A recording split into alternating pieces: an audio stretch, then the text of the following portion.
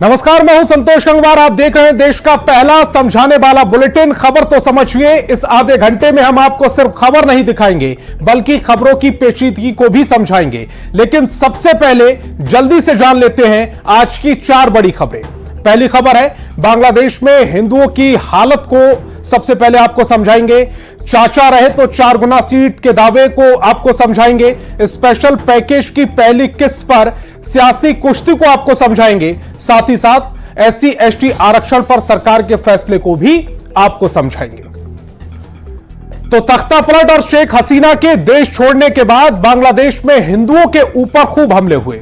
घरों और मंदिरों को जला दिया गया। लेकिन इन सब के बीच शनिवार को हिंदू समुदाय के सैकड़ों लोगों ने ढाका की सड़कों पर प्रदर्शन किया है और यह जता दिया है कि बांग्लादेश की आजादी में उनका भी योगदान रहा। वो किसी भी हाल में बांग्लादेश नहीं छोड़ेंगे।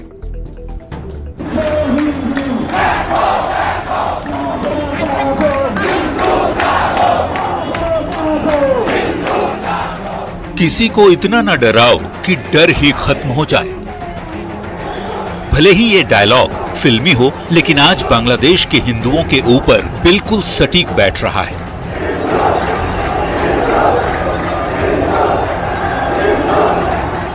बांग्लादेश की राजधानी ढाका में प्रदर्शन करते ये वो हिंदू हैं जिनके ऊपर पिछले 4-5 दिनों के अंदर जमकर अत्याचार हुआ है।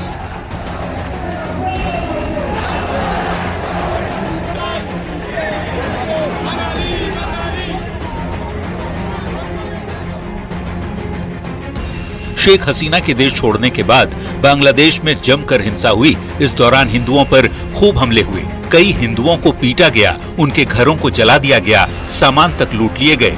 यहाँ तक कि हिंदू मंदिरों में तोड़फोड़ और आगजनी भी की गई। लेकिन अब बांग्लादेशी हिंदुओं के सब्र का बांध टूट चुका है और वो आर पार के मूड में है।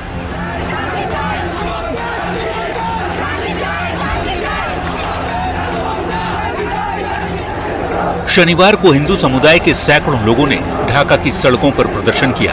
प्रदर्शन कर रहे लोगों ने कहा, ये देश किसी के बाप का नहीं है।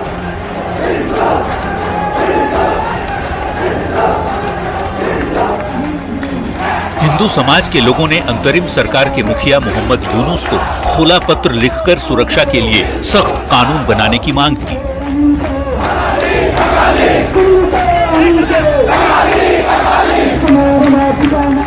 इन लोगों ने कहा कि देश के लिए हमने खून दिया है, जरूरत पड़ी तो फिर से खून देंगे, लेकिन बांग्लादेश नहीं छोड़ेंगे।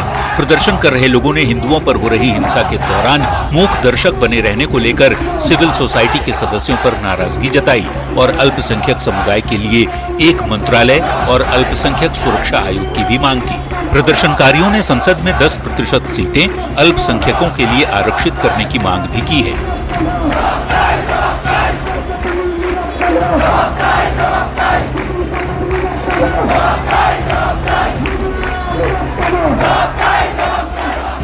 बांग्लादेश में अल्पसंख्यक समुदाय को निशाना बनाए जाने पर संयुक्त राष्ट्र ने भी चिंता जताई है। बता दें कि शेख हसीना के देश छोड़ने के बाद से अब तक हिंदुओं के खिलाफ 205 घटनाएं हो चुकी हैं। Bureau report, news 18।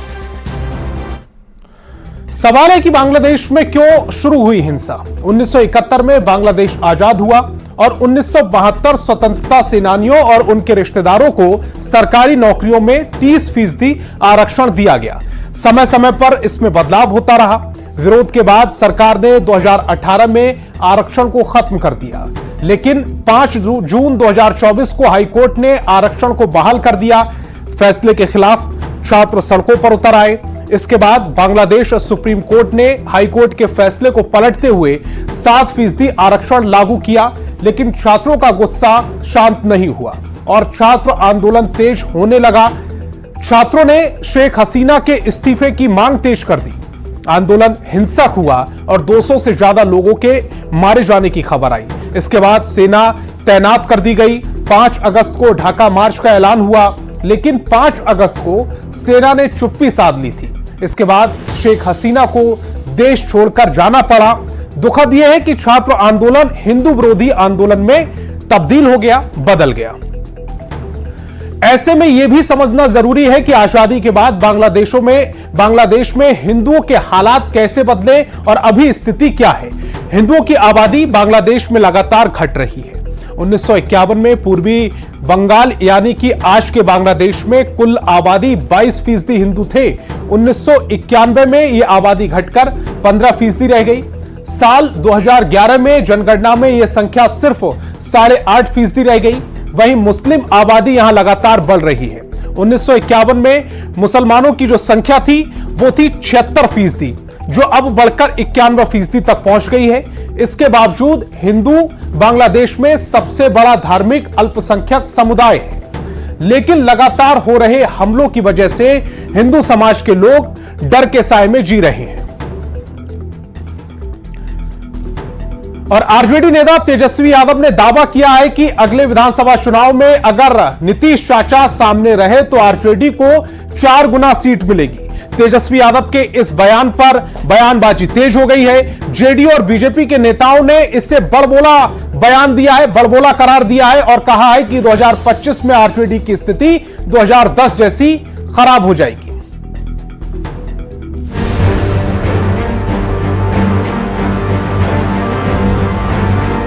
और इस बार तो 4 वोट जीते हमारे, तो 4 गुना सीटें जो है बढ़ेगी हम लोगों।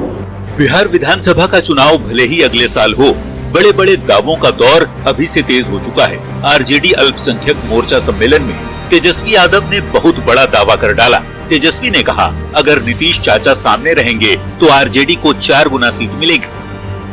हम बस आपको इतना कहना चाहते हैं, अगर आप सब लोगों का आशीर्वाद, आप लोगों का दुआ, अगर आप लोग ताकत दीजिएगा तो बिहार में 25 में जो सरकार होगी वो राष्ट्रीय जनता दल महागठबंधन की होगी।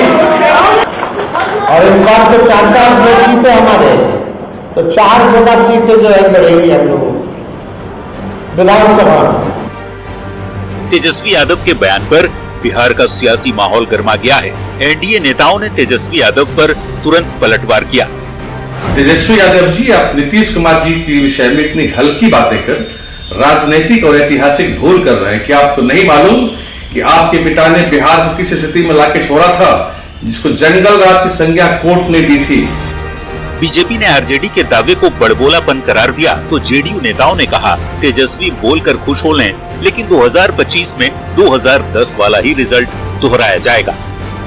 विधानसभा चुनाव 2025 में एनडीए की ओर से माननीय मुख्यमंत्री नीतीश कुमार जी ही चेहरा होंगे और उनके नेतृत्व में 2025 के विधानसभा चुनाव में 2010 वाला हम लोग इतिहास दोहराएंगे। इधर कांग्रेस नेताओं को लगता है कि 2025 में बिहार में सरकार बदल जाएगी। ये तो तय है कि इंडिया गठबंधन की ही बनेगी। जो सत्ता पक्ष में है अभी, चेहरा किसी का भी ले, चाहे वो नीतीश कुमार ही क्यों ना। जीतन राम मांझी के छोटे से कार्यकाल को छोड़ दें तो 2005 से नीतीश कुमार बिहार की सत्ता पर काबिज है। अब तक का इतिहास बताता है कि नीतीश जिसके भी साथ रहे उसी गठबंधन की सरकार बनी। फिलहाल नीतीश कुमार एनडीए में हैं और ये भी तय है कि नीतीश कुमार ही 2025 में एनडीए की ओर से मुख्यमंत्री पद का चेहरा होंगे। अब देखना होगा तेजस्वी का दावा सच साबित होता है या फेल। न्यूज़ 18 के लिए पटना से रवियस नारायण की रिपोर्ट। 4 गुना सीट वाले तेजस्वी के दावे को भी समझ लीजिए। 2005 से नीतीश कुमार बिहार की सत्ता में है। हालांकि पहली बार नीतीश कुमार साल 2000 में ही सीएम बन गए थे, लेकिन 2000 में नीतीश सिर्फ 7 दिन के लिए सीएम रह पाए थे। 2005 में नीतीश कुमार बहुमत के साथ मुख्यमंत्री बने। 2005 से अब तक नीतीश कुमार जिसके साथ रहे हैं उसी की बिहार में सरकार भी रही है। नीतीश कुमार ने 6 बार बीजेपी के साथ सरकार बनाई है और 2 बार आरजेडी के सहयोग से मुख्यमंत्री बने। 2005 में नीतीश कुमार ने बीजेपी के साथ मिलकर आरजेडी को सत्ता से बाहर किया था और 15 साल के लालू परिवार के शासन को खत्म कर दिया था। 2010 में नीतीश कुमार फिर बीजेपी के साथ चुनाव लड़े और विधानसभा चुनाव में बम्पर जीत के बाद एक बार फिर से नीतीश की सरकार बनी। नीतीश कुमार फिर से सीएम बने। 2015 में आरजेडी के साथ महागठबंधन ने सरकार बनाई और 2015 में बिहार में महागठबंधन की ही सरकार बनी। 2017 में नीतीश कुमार फिर से बीजेपी के साथ चले गए। 2019 के लोकसभा चुनाव में महागठबंधन 1 सीट पर सिमट गया 2020 में भी नीतीश कुमार बीजेपी के साथ ही रहे और विधानसभा चुनाव में एनडीए की ही सरकार बनी। 2024 के लोकसभा चुनाव में नीतीश एनडीए के साथ ही रहे और एनडीए को 40 में से 30 सीटें जीत भी दर्ज हो गई। यानी कि रिजल्ट बताता है नीतीश जिसके साथ रहते हैं जीत उसी की होती है। ऐसे में 2025 में नीतीश कुमार एनडीए के साथ ही चुनाव लड़ रहे हैं। अब यह देखना होगा कि 2025 में पासा किधर जाकर गिरता है, किसकी सरकार बनती है। और केंद्र सरकार ने आम बजट में बिहार की योजनाओं के लिए विशेष पैकेज देने की घोषणा की थी, जिसकी पहली किश्त के रूप में बिहार को 5,532 करोड़ की राशि की विभिन्न योजनाओं को मंजूरी दे दी गई। पहली किस्त पर सियासत तेज हो गई है। Development of DPI applications at population scale for productivity gains, business opportunities and innovation. केंद्रीय बजट पेश करते हुए वित्त मंत्री निर्मला सीतारमण ने इतनी बार बिहार का जिक्र किया कि बिहार का जिक्र पूरे देश में होने लगा। बजट में केंद्र सरकार ने बिहार को योजनाओं के जरिए विशेष पैकेज का ऐलान किया था, जिसकी पहली किस्त को मंजूर कर लिया गया है। केंद्र सरकार ने बिहार को 5532 करोड़ की राशि विभिन्न योजनाओं के लिए मंजूर की है। बिहार को विशेष पैकेज की पहली लिस्ट जारी होने के बाद सियासत तेज हो गई। विशेष राज्य का दर्जा मांगने वाले विपक्ष की आंख खुल जानी चाहिए। अभी और राशि का आवंटन होना बाकी है। यूपीए सरकार में शामिल रहे राजद और कांग्रेस के नेता बताएं कि उनकी हुकूमत में बिहार को इतनी बड़ी राशि कभी मिली थी क्या? एनडीए में शामिल दलों ने केंद्र सरकार के कदम की सराहना की। निश्चित रूप से ये पैसे बिहार को विकसित बिहार बनाने में और गति प्रदान करेंगे। वहीं आरजेडी ने पुरानी योजनाओं की राशि को रीपैकेजिंग कर फिर से जारी करने का आरोप लगाया। केंद्र सरकार के द्वारा इस बार के बजट में बिहार की जनता के आंखों में धूल झोंका गया। वहीं विशेष दर्जा और विशेष पैकेज को लेकर चल रही सियासत के बीच कांग्रेस ने बिहार को विशेष राज्य के दर्जे पर मांग वाली सियासत चल दी है। कांग्रेस ने इस मुद्दे पर 12 अगस्त से आंदोलन की घोषणा की है। प्रदेश भर में इस विशेष दर्जे को लेकर चरणबद्ध आंदोलन बिहार कांग्रेस करने जा रही है। राजनीति अपनी जगह, लेकिन सच ये है कि केंद्र सरकार ने आम बजट में बिहार के सड़क प्रोजेक्ट के लिए 26,000 करोड़ के पैकेज की घोषणा की। पावर प्लांट के लिए 21,000 करोड़ की घोषणा की। अब उस विशेष पैकेज में से बिहार के लिए स्वीकृति 5532 करोड़ रुपए की योजनाओं में से 3651 करोड़ की राशि जारी कर दी गई। ये 3651 करोड़ की रकम सड़क, स्वास्थ्य, शिक्षा और दूसरे विभागों के लिए मिले हैं। न्यूज 18 के लिए पटना से रवि एस नारायण और विनीता मिश्रा की रिपोर्ट। बिहार को विशेष पैकेज को समझिए, किस योजना के लिए कितना पैसा मंजूर हुआ है। बिहार को केंद्र से विशेष जो पैकेज मिला है उसमें किस योजना के लिए कितना पैसा मंजूर हुआ है वो सबसे पहले समझ लीजिए। बिहार को जो विशेष पैकेज मिला है, पहली किस्त में 5,532 करोड़ रुपए मिले। सड़क निर्माण के लिए 1,500 करोड़ रुपए सड़क निर्माण के लिए दिए गए हैं। 1,500 करोड़ रुपए ग्रामीण सड़क के लिए दिए गए हैं। बिहार को जो विशेष पैकेज मिला है उसमें शिक्षा विभाग के लिए 500 करोड़ रुपए दिए गए हैं, यानी कि शिक्षा बहुत मजबूत होनी चाहिए, उसके लिए 500 करोड़। ऊर्जा विभाग के लिए 700 करोड़ दिए गए हैं। बिहार को किस तरह से लाइटिंग देनी है, ऊर्जा देनी है, उसके लिए 700 करोड़। जल संसाधन विभाग के लिए 332 करोड़ रुपए दिए गए हैं। और अगर बात करें स्वास्थ्य विभाग की तो उसको 700 करोड़ रुपए आवंटित किए गए हैं। 700 करोड़ रुपए स्वास्थ्य विभाग के लिए मिले हैं। पीएचईडी के लिए 300 करोड़ रुपए की राशि दी गई है। और अगर बात करें पहली किस्त में जो 5,532 करोड़ की मंजूर हुई है उसमें यह सारी चीजें मिली है। अब जो 3,651 करोड़ की जो राशि बची है उसमें किस योजना के लिए कितना मिलेगा वो भी जान लीजिए। तो 3,651 करोड़ की राशि में बिहार को केंद्र सरकार का जो विशेष पैकेज है उसमें यह राशि बची हुई है। पहली किस्त के लिए के रूप में 3,651 करोड़ रुपए मिले हैं। और अगर बात करें सड़क निर्माण के लिए तो उसमें 990 करोड़ रुपए दिए गए हैं सड़क निर्माण के लिए। ग्रामीण सड़क के लिए अगर बात करें तो 990 करोड़ ग्रामीण सड़क के लिए दिए गए हैं। अगर इसके अलावा अगर बात करें तो ऊर्जा के लिए 462 करोड़ रुपए दिए गए हैं।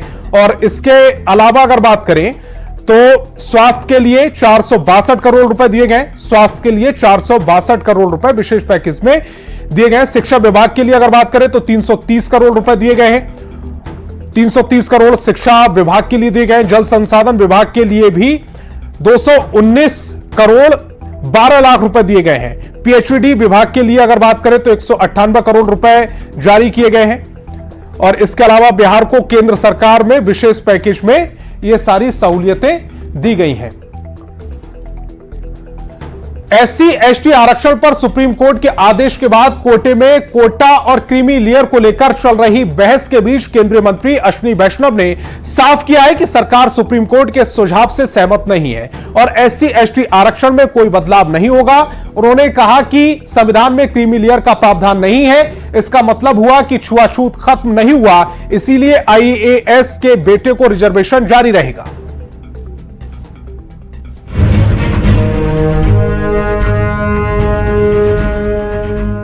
एनडीए सरकार बाबा साहेब अंबेडकर जी के बनाए संविधान के प्रावधानों के प्रति प्रतिबद्ध है, संकल्पबद्ध है।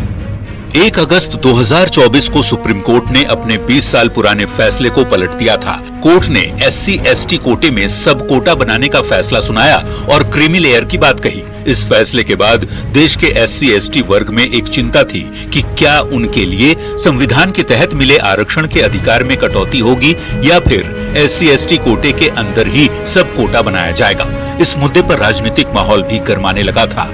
9 अगस्त को एससी एसटी समाज के 100 से ज्यादा सांसदों ने प्रधानमंत्री नरेंद्र मोदी से मुलाकात की। इसके बाद केंद्र सरकार ने यह साफ कर दिया है कि क्रीमी लेयर पर एससी के आदेश को लागू नहीं किया जाएगा और एससी एसटी आरक्षण में कोई बदलाव नहीं होगा।